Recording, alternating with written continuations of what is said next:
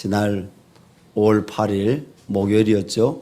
어버이날이었습니다. 그리고 오늘은 매해 두 번째 주일에 오는 어버이 주일입니다. 여러분, 어버이 주일이 어떻게 생겨났는지 혹시 유래를 아시나요? 아시는 분도 있고 또 아직 모르시는 분이 있다면 함께 이 유래에 대해서 나눠드리고자 합니다. 어버이날 유래는 역사를 거슬러 먼저는 기독교 국가였던 영국에서 교회가 사순절 시작해서 네 번째 사순절 기간인 주일날, 네 번째 주일날 이 날을 어머니의 날로 정했습니다. 그리고 하나님께 나와서 진정으로 어머니를 주신 것에 대해서 감사하는 사순절 기간, 어머니를 주신 것에 대해서 진정으로 감사하는 하나님께 그러한 시간들이 그 어버이날의 최초의 유래로 이렇게 보고 있습니다. 그리고 미국에서는 1908년 5월 10일 웨스트 버지니아주 그래프턴에 있는 앤드루스 감리교회에서 안나 자비스라는 이 자매님이 돌아가신 어머니를 추모하여 첫 공식 어머니날 예배를 드리며 흰 카네이션 500송이를 준비하여 교회 어머니들에게 나눈 것이 계기가 되었습니다. 이것으로 시작하여서 미국에도 교회들마다 이 어머니날 예배를 드리는 일들이 늘어나기 시작했고 1914년 28대 미국 토머스 우드로 윌슨 대통령이 5월 둘째 주일을 공식 미국의 어머니날로 지정하였습니다. 자, 이러한 내용들이 복음을 받아들인 우리 한국 어버이날 제정에 영향을 주었습니다. 그래서 우리 한국도 처음에는 어버이날이 아니었다가 어머니날이었습니다.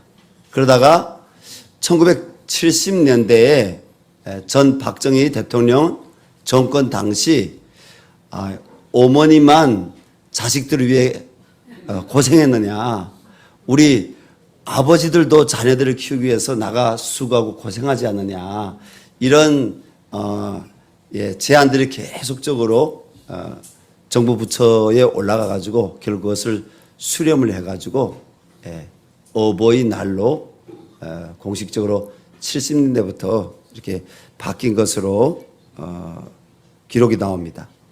어쨌든 오늘 먼저는 어머니가 되고 두 번째는 아버지가 되신 우리 어버이들 정말 진심으로 감사합니다. 저에게도 어버이가 없었다면 제가 이 땅에 존재했겠습니까?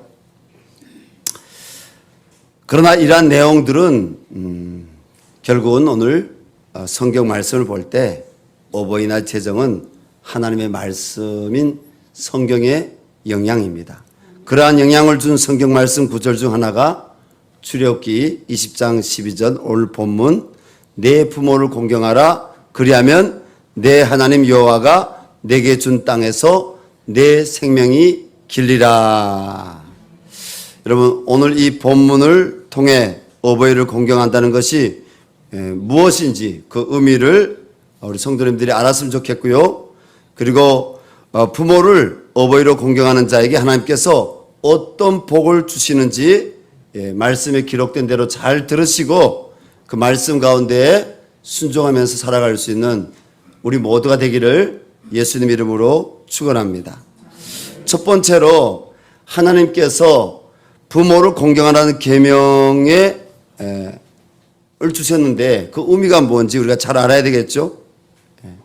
오늘 본문 상반절 말씀인 내 부모를 공경하라는 하나님께서 모세에게 시내산에서 주신 두 돌판에 새기신 그 말씀 뭐입니까? 십계명입니다. 십계명. 그 십계명 중에 다섯 번째 계명이 오늘 말씀입니다. 자, 이 말씀은 단순히 윤리적인 명령이 아니라 하나님이 인간 공동체에게 세우신 질서입니다. 질서. 여러분, 부모를 공경하라는 것은 윤리적인 명령만이 아니라 질서라는 것입니다. 공경하다는 이 구약 성경을 히브리어로 이렇게 기록이 되어 있는데 카바드라고도 부르기도 하고 카베드라고도 부릅니다. 그런데 좀 더 원어적인 의미로 볼 때는 카바드보다도 카베드가 훨씬 더 의미가 있는데요. 이 공경하다의 히브리적 원어의 또 다른 의미는 존경하다, 존귀하게 여긴다, 무겁게 여기다입니다. 그러므로 어버이 주일날 하나님의 자녀인 성도들은 어버이들에게 정말 감사합니다라는 표현과 함께 선물을 드리는 행위도 좋지만은 먼저는 하나님이 우리에게 세우신 어버이들의 권위와 존재를 존중해야 되는 줄로 믿습니다. 어버이들의 권위와 그리고 그 존재를 우리가 진짜 감사하게 여기면서 우리가 존중해야 된다는 것입니다. 이것이 어버이들이 연세가 드시고 사회적인 영향력이 줄어들어도 그분들이 살아오며 쌓은 업적과 삶을 무겁게 기 여기는 것입니다. 이것이 실천되어야 하나님이 가르쳐 주신 부모 공경이 이루어지는 것입니다. 여러분, 우리 교회 공동체 안에서 부모 공경이 이루어지기 바랍니다. 우리가 살아가는 이 사회 가운데서 예수 믿는 교회인 우리를 통해서 부모 공경이 회복될 수 있기를 바랍니다. 그러면 이 부모 공경을 성경에 많이 가르치고 있는데 누가 실천하셨느냐? 예수님께서 실천하셨습니다. 누가복음 2장 51절 기록에 보면 우리에게 참된 신앙의 본을 보이신 예수님께서도 부모님에게 순종, 즉 공경을 하셨다는 것입니다. 그리고 예수님께서는 요한복음 19장 26절에 십자가에 달리셨을 때 하셨던 가상칠언 7번의 말씀이 있습니다. 십자가에 못 박혀 계실 때, 달리셨을 때 그 7번의 말씀 중 3번째 말씀으로 여자여 보소서 아들이니이다 라고 하셨습니다. 자, 신학자들은 이 가상칠언 중 3번째 말씀 여자여 보소서 아들이니이다 이 말씀을 어떻게 우리가 해석해 들을 수 있도록 그들이 말했을까요? 첫 번째 해석은 예수님이 동정녀 마리아의 몸을 통해 이 땅에 육체로 오셨다는 것입니다. 하나님이시지만 바로 남자와 정혼해서 남자와 결혼하여 첫날 밤이 지나서 남자와 여자의 이 뭡니까? 난자와 또 뭐가 있죠? 정자가 수정하여서 예수님이 태어난 게 아니라 동정녀 마리아를 통해서 창세기 3장 15절 말씀 그대로 이루어짐. 여자의 후손으로 예수님께서 태어나셨다는 겁니다. 그래서 십자가에서 여자여 보소서 아들이니이다. 예수님이 늘 요한복음 말씀이나 사복음서 우리 공관복음에 보면 인자는 이런 말씀하신 기억이 나죠? 그것은 뭐냐? 나는 사람의 아들이다. 사람 인자의 아들 자자. 나는 사람의 아들이다. 예수님이 하나님이셨지만 바로 우리가 동등됨으로 우리를 죄에서 구원하시기 위해서 자기 육체를 하늘 보좌에서 낮추사 이 땅에 사람 몸을 입고 오신 여러분 하나님의 아들이신 줄로 믿습니다. 여자의 후손이라는 것입니다. 그 다음에 신학자들의 이 말씀의 두 번째 해석은 십자가를 지시면서도 이 땅에 허락된 육신의 어머니를 공경하였다는 것입니다. 예수님께서는 여자요 보소서 아들이니다 이런 말씀하신 후에 27절에 한 제자에게 보라 내 어머니라 유언하심으로 자신의 육신의 어머니 부양을 그 제자에게 부탁하셨습니다. 그때부터 그 제자는 예수님의 어머니를 자기 집에서 모셨습니다. 예수님께서는 이렇게 철저히 부모 공경을 말씀대로 실천하셨다는 것입니다. 두 번째로 하나님께서 부모를 공경하라고 주신 계명에는 약속된 복이 있습니다. 여러분, 이 계명에는 하나님이 우리에게 주시고자 하는 복이 있습니다. 그럼 어떤 복이냐? 본문 하반절에 그러면 내 하나님 여호와가 내게 준 땅에서 내 생명의 길이라는 말씀은 복의 약속이 동반된 말씀입니다. 하나님의 이 말씀은 단순히 오래 사는 장수만이 아니라 이 땅에 사는 동안 하나님이 주시는 복을 누리며 사는 것을 의미합니다. 하나님께서는 신약 성경 에베소서 6장 1절부터 3절, 우리 한번 에베소서 6장 1절부터 3절 말씀 펼쳐볼까요? 신약 성경 에베소 6장 1절 3절에서 우리 펼치신 분들 다 함께 합독해서 읽겠습니다. 자녀들아, 주 안에서 너희 부모에게 순종하라. 이것이 옳으니라. 내 아버지와 어머니를 공경하라. 이것은 약속 있는 첫 계명이니 이로써 내가 잘되고 땅에서 장수하리라. 아멘. 우리 다시 한번 같이 읽어볼까요? 주님의 말씀이니까. 자녀들아, 주 안에서 너희 부모에게 순종하라. 이것이 옳으니라. 내 아버지와 어머니를 공경하라. 이것은 약속이 있는 첫 계명이니 이로써 내가 잘되고 땅에서 장수하리라. 자, 여기서요, 우리 출애굽기 20장 16절에는 내가 땅에서 장수하고 이렇게 말씀이 나왔는데요. 더 자세하게 풀어서 하나님께서 사도 바울을 통해서 우리에게 말씀하셨어요. 뭐라고요? 내가 잘 된다는 거예요. 내가 잘 된다는 거예요. 자, 그러면 여기서 잘 되고라는 말씀은 이 신약 성경을 기록한 헬라어로 유기노마이인데 이 말은 뭐냐? 좋게, 번영하다, 형통하다 이런 뜻이 내재되어 있습니다. 언젠가 제가 어떤 분의 설교를 들었는데 성경에 번영이란 말이 없대요. 번영이란 말이. 그러나 히브리 헬라어 원어의 해석으로 볼 때 뭡니까?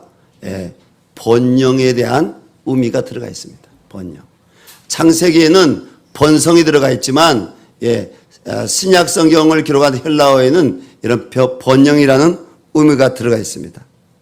오늘 이 잘되고가 어떤 뜻이라고요? 좋게, 번영하다, 형통하다라는 의미가 있다는 것입니다. 그러므로 성도가 부모를 공경하는 것은요, 창세기 1장에서 하나님이 천지 만물을 창조하시면서 뭐라고 하셨어요? 보시기에 좋았더라. 몇 번 그렇게 말씀하셨어요? 마지막에는 보시기에 심히 좋았더라. 7번이나 예수님께서 우리 하나님께서 막 감탄하시면서 보시기에 좋았더라. 보시기에 좋았더라. 여러분, 오늘 우리 자녀 세대가 앞에 나와서 찬양할 때, 율동할 때 여러분 보시기에 좋았죠? 네. 여러분 영상 보면서 보시기에 좋았죠? 네. 하나님께서 보시기에 좋았더라. 네. 말씀하신 겁니다. 자, 하나님 보시기에 좋으면 어떤 복이 임하겠습니까? 창세기 기록된 복의 시작인 믿음의 조상 아브람처럼 번성하는 복, 그리고 또 어떤 상황이든지 하나님과 함께 하심으로, 어디든지 하나님과 함께 하심으로 형통하였던 누굽니까? 아브라함의 중손자 요셉처럼. 여러분, 우리 열방샘교회 교우들에게 하나님이 약속하신 이 번성의 복, 그리고 또 형통한 복이 넘치기를 바랍니다. 하나님, 우리 자녀 세대가 하나님을 경외함으로, 하나님의 지혜를 알고 하나님의 뜻대로 순종함으로, 또 부모를 공경함으로 잘 되게 도와주시옵소서. 하나님께서 은혜 주시기 바랍니다. 세 번째로 하나님 말씀대로 부모를 공경하라는 말씀을 우리는 실천해야 합니다. 오늘날 하나님이 없다고 하는 인본주의, 포스트 모더니즘의 가치로 교육을 받은 이 세상 자녀들은 부모 세대를 꼰대라고 부릅니다. 저도 이렇게 꼰대처럼 생겼나요? 아니요. 아이고, 그렇게 봐줘서 고마워요. 근데 저도 가끔 제 자신도 야, 내가 꼰대 같다 이렇게 생각할 때가 있어요. 그러나 여러분 성경은 우리에게 뭐라고 가르치느냐? 어버이 세대가 살아온 그 시대는 그랬어도 우리 세대는 달라요. 어버이 세대 우리에게 강요하지 말아요. 꼰대. 성경은 이렇게 말하지 말라는 거예요. 하나님께서는 성경에서 정말 뭐라고 말씀하시냐? 우리하고 살아온 가정이나 가치가 달라도 이 나라의 발전을 위해서 피와 땀으로 헌신으로 수고한 어버이 세대, 대한민국의 복음화를 위해 수고한 어버이 세대를 오늘 뭐라고요? 공경해라. 한번 따라합시다. 공경해라. 존경해라. 존중해라. 이 공경이란 말에는 존중해라, 존경해라. 그 원어적인 의미가 함께 있습니다. 자, 이 시대가 디지털 세대로 부모님과 자녀가 의견을 나누기 어려운 시대인데 어떻게 이런 부모를 공경할 수 있을까요? 하나님께서는 로마서 12장 2절에서 너희는 이 시대를 본받지 말고 오직 마음을 새롭게 함으로 변화를 받아 하나님이 선하시고 기뻐하시고 온전하신 뜻이 무엇인지 분별하도록 하라고 말씀하셨습니다. 여러분 동의하십니까? 네. 이 세대를 본받지 말길 바랍니다. 네. 포스트 모더니즘 인본주의 이 세대를 본받지 말길 바랍니다. 네. 오늘 우리 대표기도 하신 우리 집사님 고백처럼 우리가 하나님 말씀 사랑하기를 바랍니다. 네. 우리는 말씀을 믿는 그런 정도의 믿음을 가지고 우리가 살아가야 됩니다. 왜? 하나님 말씀은 이런 변할 수 없기 때문입니다. 하나님께서 부모 세대를 통해서 나를 이 땅에 보내주신 것을 우리는 기억하고 감사해야 될 줄로 믿습니다. 그게 어버이 세대를 우리가 인정하는 태도입니다. 믿음의 태도입니다. 그리고 부모님께 감사함으로 구체적으로 우리가 표현해야 됩니다. 여러분 마음으로만 안 됩니다. 말로만 안 됩니다. 성경도 내 마음에 의에 이르고 믿으면 입으로 시인하면 구원 온다고 했습니다. 내 마음에 의에 이르고 입으로 시인하면 구원 온다고 했습니다. 행동하라는 것이죠. 표현해야 됩니다. 성도는 부모 공경을 행동으로 표현하는데 그럼 어떻게 표현해야 되냐? 여러분 믿음은 명사입니까? 동사입니까? 동사예요? 예, 맞습니다. 믿음은 명사이기도 하지만 동사이기도 합니다. 믿음은요 동사로 사랑과 연결이 되어 있습니다. 야고보서 2장 17절은 행함이 없는 믿음은 그 자체가 죽은 것이라고 말씀하고 있습니다. 믿음과 사랑은 반드시 연결되어 있습니다. 그러므로 성도는 나에게 허락된 어버이인 부모님들의 마음을 살피며 그리고 기도와 사랑으로 섬겨야 됩니다. 저도 뭡니까? 이 교회 안에 하나님 세워주신 어버이 세대를 그 마음을 살피며 그리고 존중하며 그리고 중보 기도로 하나님 앞에 늘 나가서 기도해야 되는 것이죠. 또한 부모가 나에게 부족하더라도 여러분 존중을 유지해야 됩니까? 유지하지 말아야 됩니까? 어떤 부모는 잘하는 우리에게 상처를 주고 그리고 완벽하지 않을 수가 있습니다. 저도요 태어나 자라면서 어머니에 대해서는 굉장히 좋은 기억이 있습니다. 우리 아버지에 대해서도 너무 좋은 기억이 있습니다. 그러나 동전의 양면 아버지에 대해서는 또 슬픈 기억이 있습니다. 어머니를 얼마나 못 살게 굴었던지 아버지가 어릴 때 우리 형제들이 이렇게 고백했습니다. 우리는 이 다음 커서 우리 아버지처럼 살지 말자. 무슨 뜻이에요? 이 다음에 우리가 결혼하면 배우자들을 괴롭히지 말자. 그래도 저 때문에 괴로워하는 시간이 혹시 있겠죠? 이 다름 때문에 괴로운 거죠. 그렇지만 아내가 얘기할 때 함께 막 따따따따따 이렇게 하는 것이 아니라 좀 더 한번 주여 하는 정도가 아니라 이제는 마음에 감사합니다 이렇게 참으면서 참는 게 아니라 내가 죽어야 되죠? 그렇죠? 우리 젊은 세대들이 참 웃고 계시는데 내가 죽어야 되는 거죠. 그래도 그때 어렸을 때 형제들 간의 약속을 지키려고 노력하고 있습니다. 특별히 예수님 믿지 않습니까? 사랑하는 성도 여러분, 서로 괴롭히지 마시기 바랍니다. 내가 죽으면 삽니다. 따라합시다. 내가 죽으면 우리 가정이 산다. 내가 죽으면 우리 자녀 세대가 산다. 그냥 죽으면 되는 거예요. 그래서 기독교 신앙은 잘 죽는 거예요. 죽는 거 잘하면 하나님의 평안이 있고요. 죽는 거 잘하면 하나님의 사랑이 있는 줄로 믿습니다. 여러분, 상처받은 자녀 세대가 왜 없겠습니까?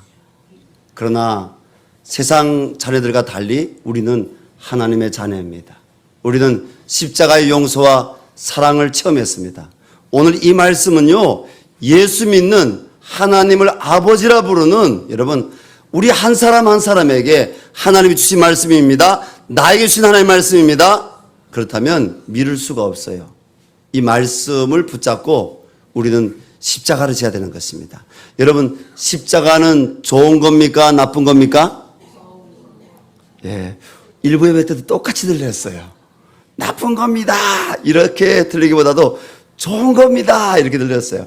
그런데요, 사실은요, 십자가는 나쁜 거예요.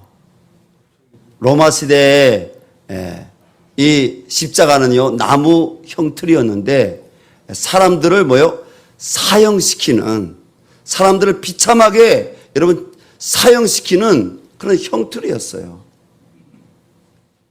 예수님이 십자가에 못 박힐 때 얼마나 고통스럽겠습니까? 예수님이 그 손과 발에 못 박히고 가시 멸류관 쑤시고 이 머리 위에는 유대의 왕이라고 이렇게 패가 붙어 있고, 예수님이 얼마나 고통스럽고 그 고난이 얼마나 컸겠습니까? 그런데 그 예수님께서 아버지여 저들의 죄를 사하여 주옵소서, 저들이 자기의 죄를 알지 못하니이다. 예수님이 십자가에서 용서를 선언하셨기 때문에 오늘날 우리는 십자가를 좋은 것이라고 이야기하고 있는 것입니다. 할렐루야. 그러나 십자가는요, 주님이 우리에게 자기 십자가를 지고 나를 쫓으라겠습니다. 자기 십자가를 지고. 하나님, 이 자리에 있는 우리 자녀 세대들 가운데 부모에게서 아픔과 상처를 경험한 하나님 자녀 세대가 있다면 하나님 주님의 보혈의 피로 그 마음에 상처를 치료하여 주시옵소서. 성령으로 말씀 가운데 하나님 절망이 아니라 하나님 소망이신 하나님 아버지를 바라보며 예수님의 사랑을 바라보며 회복할 수 있도록 은혜를 주시옵소서. 십자가는 회복인 겁니다. 그 십자가의 회복, 십자가의 용서를 체험했다면 오늘 내 부모를 공경하라, 이 말씀 앞에서 우리는 선택의 여지가 없습니다. 우리 부모는 나쁜 사람이었기 때문에 난 용서할 수 없어요. 우리 부모님은 저에게 정말 좋은 분이었습니다. 저는 그래서 공경합니다. 이렇게 할 수가 없다는 겁니다. 선택적인 의미가 아니라 뭐래요? 주님이 십자가를 지신 것처럼 우리도 자녀 세대로 예수님처럼 부모와 자식 간의 관계의 문제에서 이미 화평케 하신 그 예수 그리스도를 바라보며 여러분 그 십자가를 지고 먼저 부모를 공경할 때 하나님이 사랑을 부어주실 줄로 믿습니다. 주 안에 사랑하는 교회 여러분, 현대 사회는 효도보다 자유를 강조하지만 하나님의 말씀을 받은 성도인 우리는 부모를 공경하는 믿음의 삶을 우리 사랑으로 실천하기로 결단해야 됩니다. 작은 표현 하나라도 다시 오실 우리 주님 앞에서 직접 실천해야 될 줄로 믿습니다. 전화 한 통, 감사의 말 한마디, 사랑에 담긴 선물, 중보기도, 이 모든 것은 하나님이 기뻐하시는 부모 공경의 실천입니다. 그리고 부모 공경은 하나님과의 관계를 깊이 할 뿐 아니라 우리 자녀에게도 거룩한 본이 되는 신앙의 실천이 되는 것입니다. 여러분, 나의 부모와의 관계를 회복하십시오. 그러면 하나님께서 나와 내 자녀와의 관계에 하나님이 성령의 크신 은혜를 풍성히 부어줄 줄을 믿습니다. 오늘 주님 말씀하신 대로 내가 땅에서 장수하겠고, 그리고 주님 뭐라고 하셨어요? 내가 잘 되고, 무슨 뜻이라겠습니까? 형통할 것이다. 내가 번영할 것이다.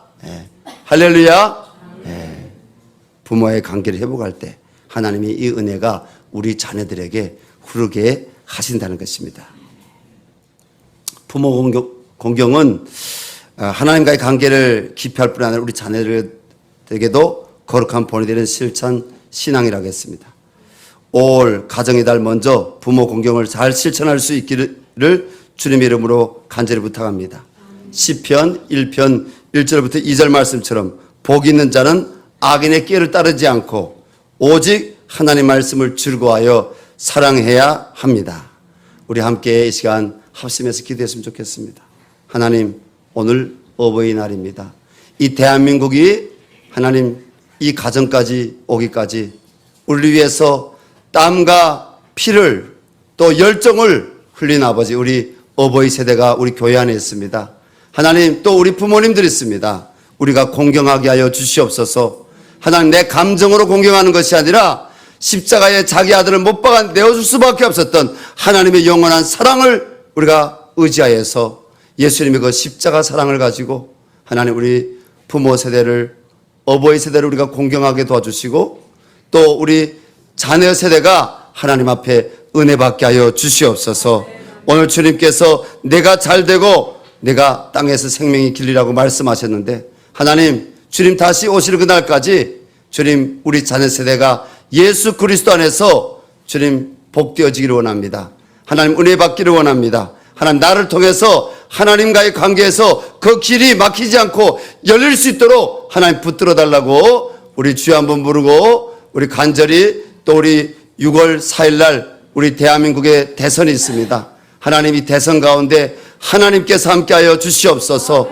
사망 권세를 폐하시고 남북한의 아버지여 복음적인 평화 통일을 이룰 뿐 아니라 하나님, 이 대한민국의 하나님 자유민주주의를 지킬 수 있는, 하나님 이 자유를 지킬 수 있는 그러한 아버지여 하나님 위정자가 세워질 수 있도록 하나님께서 친히 다스려 달라고 은혜 달라고 우리가 국민으로서 또 성도로서 하나님께 기도합니다. 하나님께서 이 나라를 지금까지 인도하신 것처럼 인도해 달라고 주여 한번 부르 기도하겠습니다.